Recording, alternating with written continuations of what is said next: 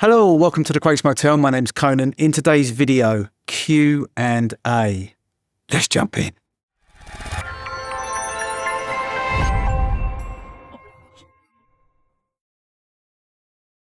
So I get asked questions on a daily basis, and I have done for 30 plus years. Now I have the opportunity to address some of those questions on YouTube. I'm going to be making a bunch of videos, just Q&A, short and sweet, although I probably will ramble. If you watch my videos, you'll know that's something that I do. Just 5 questions in each video. If you're one of the people that asked the question, thanks for sending the questions in. Please feel free to write some more questions below this video, and I'll try to get those as well.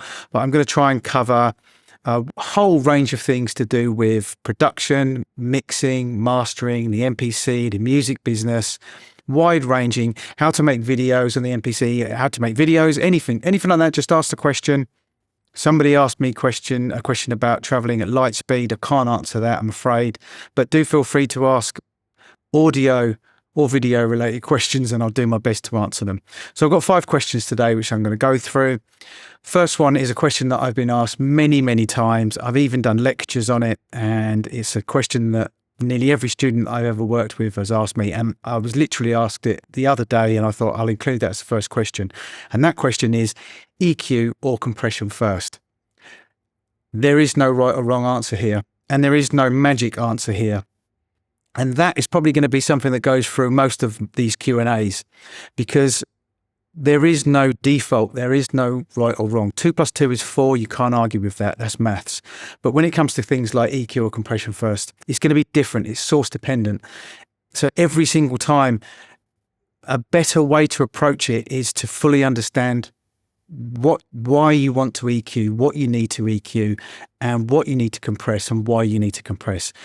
Fully understand the EQ that you're using and fully understand the compressor that you're using. Stand back for a moment, look at the situation you're in and decide, what do I want as the end result? Then you can decide whether you want to EQ or compress first. I'll give you some examples. For instance, if you've got a vocal and there's a load of rumble from the artist tapping on the floor, rubbing against the mic stand, there's a little bit of AC in the background, etc., and you want to get rid of that and you don't want it to affect the compression that you're going to be doing, then you want to do some surgical EQ first. So surgical EQ first and then compress. However, what you would probably want to do is then EQ again after the compressor. So you need to look at the source. The same again would be for something like bass guitar. You might want to do a little bit of work on the absolute low end, surgical stuff, and then you would add the compressor afterwards. The reason why you would do that is because you don't want certain frequencies to affect the compressor. Now, obviously, with a lot of compressors nowadays, you have the ability to sidechain or the ability to roll off some of the lows so that the compressor is not affected by that. But if you're using outboard compression, where you don't necessarily have the opportunity to do that, then you might want to do some EQ work first. So just think about what your end result is going to be. Another thing, these are little tricks here as well, is sometimes you might want to knock off some certain frequencies, then compress, then bring back those frequencies after you've compressed because you didn't want the compressor to affect those particular frequencies. I've seen a mixing engineer called Andrew Sheps do that. Look him up, he's amazing, and he has some great little tricks on things to do like that: EQ before compression, then EQ afterwards, or compress, then EQ, and then compress. But you need to think about what your end result is. So there is no magic answer as to whether you should EQ or compress first. If anybody tells you that definitively you need to EQ before you compress, or you need to compress before you EQ, they are full of shit. Second question is a question that I was asked the other day, and I've been asked it multiple times again as well. What's my favourite MPC? I can categorically say that the MPC 2000. I know it's a bit controversial, and I know a lot of people are probably going to go, I have owned the MPC 60, the MPC 3000, the 2000, the XL, the 4000, the new MPC One, and the MPC Live 2. So I haven't owned every single MPC, but I've owned a good few. And for instance, on the 2000, the 4000, the 3000, the 60, I used them a lot. over maybe 300-400 tracks they were used on in the 90s and through into the early 2000s. The newer MPCs I've not used as much on tracks, and I guess I'm as familiar with them, but I definitely haven't used them as much. Is the 2000 my favorite because I used it the most? Because I had a 3060 at the same time as the 2000, and I always went to the 2000. I don't know what it was about the 2000 that I really loved. I just liked the way that it hit. I liked working with it. I liked the fact that it was kind of throw around. It wasn't as bulky as the 3000, the 60, both of which were beasts. The 2000 was the first one they released, which was a bit smaller, and you could kind of chuck it in the back of your boot and you didn't really care about it. It was cheaper. I had the extra 8 outputs on the back.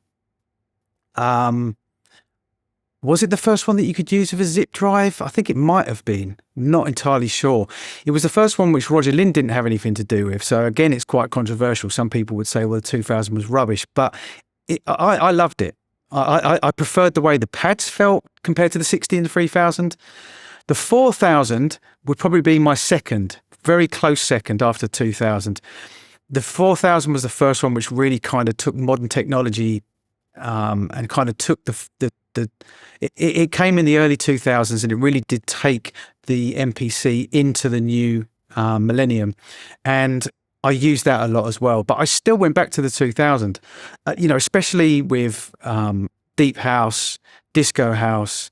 The 4000, I would use them together actually.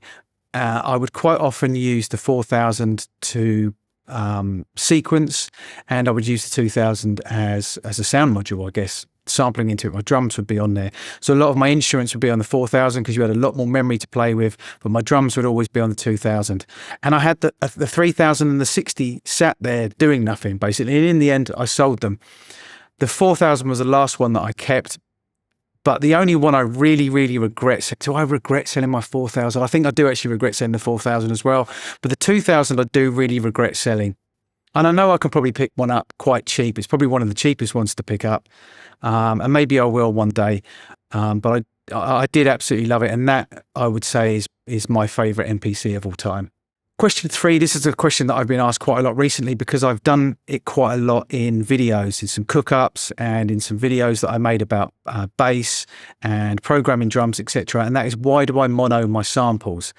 So, there is no right or wrong here. There's several reasons why I do it.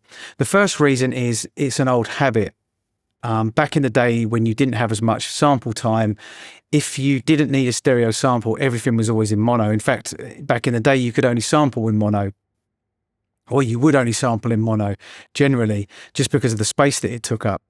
So it's a habit, but I guess the reason why I tend to do it nowadays, or why I still do it, is when you're sampling a lot of old records, at the time they were messing about with stereo, they were still experimenting with it a lot, and quite often the drums were over there, the vocals were over there, or the guitar, and it's the same with modern records as well. So quite often if I'm sampling something and I'm making a sample-based track, I want control over the mix. So I will sum the right and left channel as a mono signal, or I'll just take the left side, or I'll just take the right side and have it as a mono signal. With your drums, most of the time they're front and center anyway. So why do you need a stereo kick? You might as well just make it a mono kick. Same with snare drums. And it just gives you a lot more to play with in the stereo field. I have a lot more control over it. For me, when you're mixing instruments, you're taking something that's random, that's this beautiful, like crazy butterfly flapping around in the audio spectrum, and you want to get control of it first, and then you want to mold it to end up sounding how you want it to sound. So by putting something in mono, it does help you most of the time get a lot more control over it. Now, that's not to say that stereo samples can't be used, because they absolutely can, but I've just found myself personally that to get more control over the mix and get more control over where I want things to actually sit in the stereo field in my mix, it's better if I have a mono sample to start with. Question number 4, and this was a bit of a controversial one, and I did ask myself several times whether I should actually answer it. How do you feel about the argument that the new MPCs have bad converters and do not sound as good as the legacy MPCs? So we're back to Convertergate again, and it's a question that I get asked a lot, and it's a thing that I still see people say a lot now. The old MPCs hit harder. Listen to Dilla, listen to Pete Rock, or maybe not Pete Rock because he tends to use an SP1200, but they just sound better. They hit harder. And I still see people say that all the time. And I just want to say this. I'm not going to argue about the converters. I'm not going to argue about whether the 3000 converters are better than the new converters on the new MPCs or the other way around or anything like that. I'm not going to get into that. This is what I'm going to get into. In the olden days, and it's still the case now, obviously, but not as much, and I'll explain that in a second. In the olden days, you would go into your MPC from a record deck, for instance, through a mixer, and then into your MPC. So there was a whole load of analog to digital conversion going on. And then once you've got your sounds in your MPC, obviously they were now digital, they weren't analog anymore. It really does my head in when people say the legacy MPCs are analog. No, they're not, they're digital. They've always been digital. It's an analog to digital conversion going into the MPC. And then coming out of the MPC, you would have the digital to analog converters going out of the MPC into another mixer through some outboard equipment, and it would then go for all of those components. It would then go onto tape or onto a DAT, and all of those conversions have to be taken into account when it comes to the sound. J Dilla, Pete Rock, Dr. Dre, all of those hip hop artists, Bomb Squad, Tribe Called Quest, De La Soul, Prince Paul, they go on. Endless people that use the MPC in their production did not go from the MPC straight onto a piece of vinyl. It went through a whole load of processes. So you can argue till the cows come home if you want that an MPC 3000 will always sound better. But how can I put it? You have to understand that there's a whole process going on. And if you want to sound like those old records, this I guess is the point that I'm trying to make. People want to sound like those old records. They want to capture that sound. They want to sound like J Dilla. If you buy exactly the same MPC as J Dilla, you're not going to sound like J Dilla, because there was a whole process involved, and nobody knows everything. Nobody knows all of the processes that Jay went through to get his sound. And the same with Q-Tip, and the same with Prince Paul, Pete Rock, Lord Finesse, all these other people. You don't know the full process. So you can't just say they sound good because they use an SP1200, because that isn't the only thing in their chain.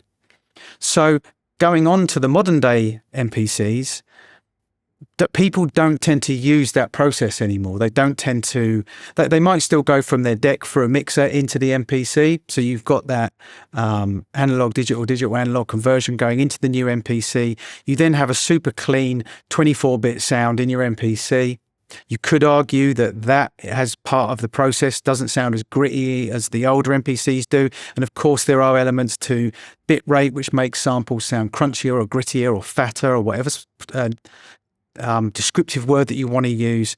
But what doesn't tend to happen now is people don't tend to come out of their MPCs and go through a whole load of outboard equipment and then master it onto tape. And that's where things tend to fall down. And that's the argument that I always have with people, that no, the new MPC is probably not going to sound exactly like an old MPC 3000 track that was made in an MPC 3000 or MPC 60 or SP1200, etc., because you've not gone through that entire process to get the final goal, to get the final track. Most importantly, you didn't go through a mixing desk, an SSL mixing desk or a Neve or those preamps, and you didn't master it onto tape.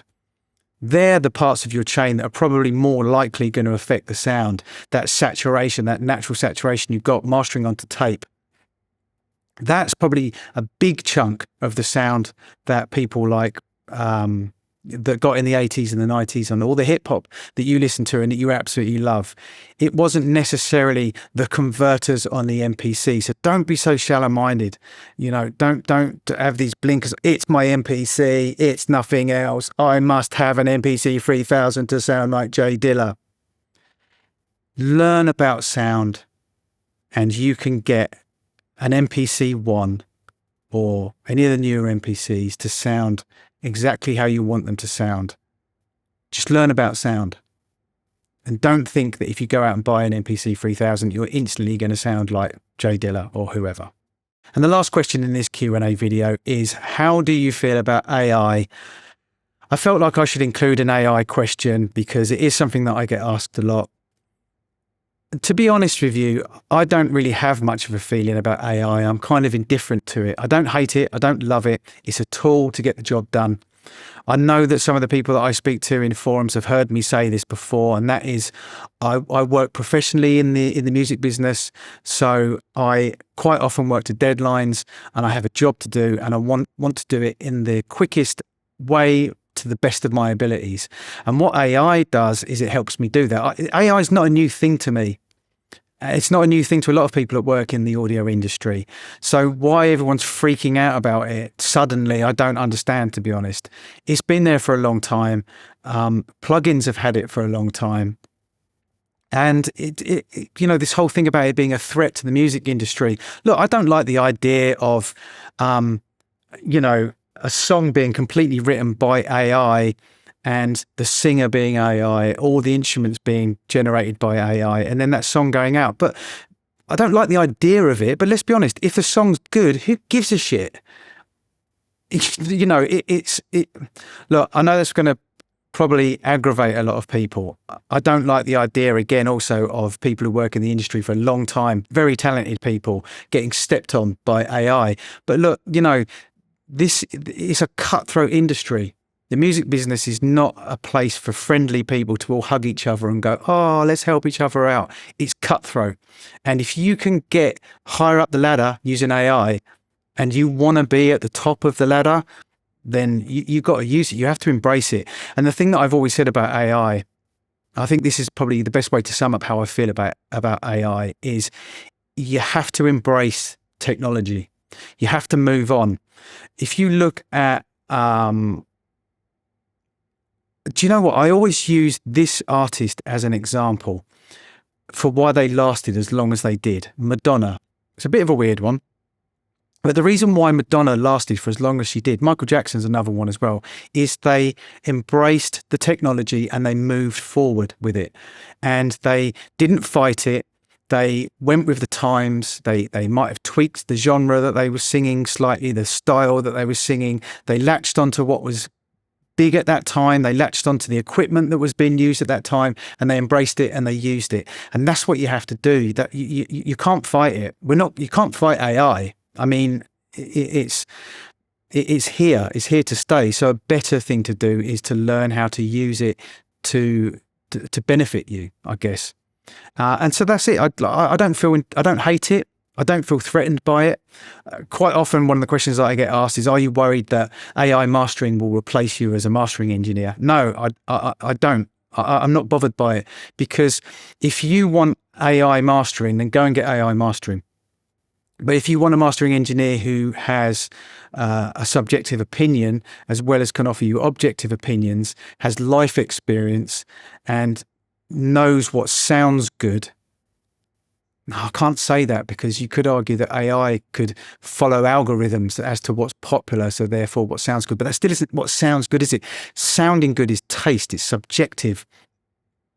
And AI at the moment can't replace that. I don't know, maybe in the future AI will be able to learn to have taste, but right now it doesn't. So if you want AI mastering, go and have AI mastering. But I've still got plenty of clients that don't want AI mastering, and they still want a human being. They want to be able to speak to somebody. They want feedback.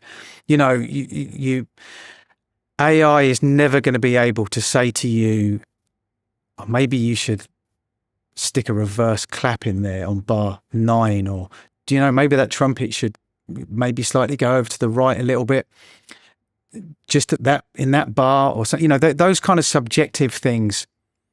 AI is never really going to be able to do that. It's not going to be able to replace that human element. I guess. But use it, embrace it. You know, I use it every single day in mixing and mastering, in my MPC, in production, in videography, in photography, all the things that I do as hobbies. I use AI on a daily basis. Look, we use it every single time we pick up our phones. You know, you can't fight it. You certainly cannot sit there on your phone going, I hate AI. Dude, your phone is AI. Or unless, of course, you've got like a really old Nokia or whatever. Or one of those really old Motorola's that were like a brick. So that's how I feel about AI.